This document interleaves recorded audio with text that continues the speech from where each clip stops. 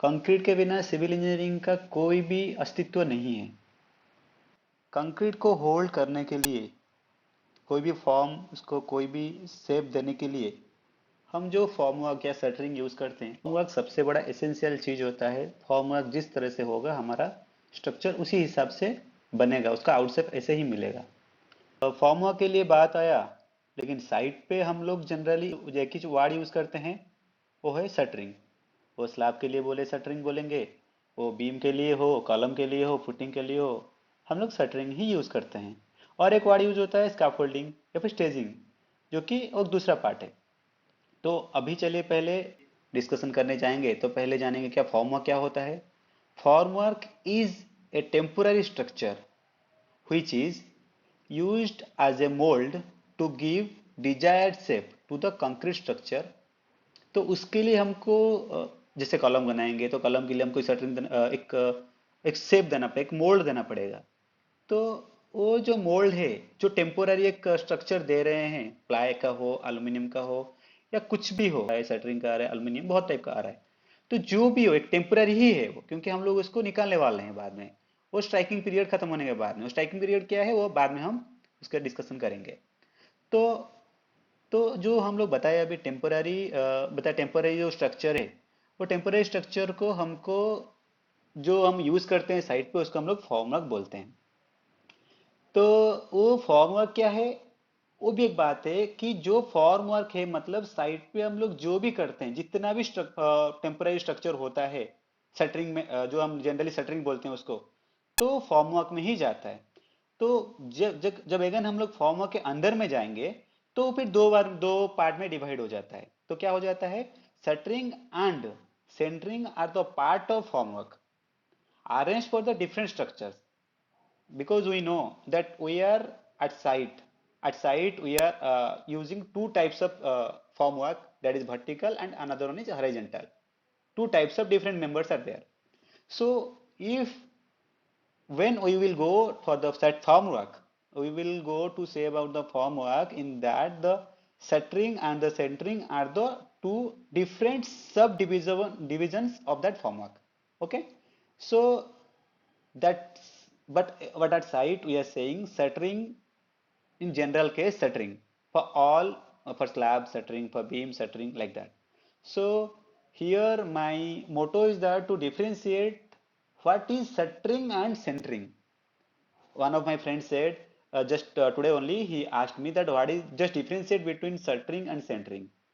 So I have discussed with him and I have said him, but the thing is that I thought the same doubt, maybe some of my friend having the same doubt, so I am clearing that. Shuttering. Shuttering is the vertical framework. Shuttering, the vertical framework means in the which structure we are using vertical members, vertical shuttering, like column, wall, footing, pile cap, again piers, okay na, piers and pier cap, sides, portal sides, beam sides, all the vertical members that is belongs to the shuttering. That is called shuttering. Okay, and the another one is centering. Centering is the horizontal formwork.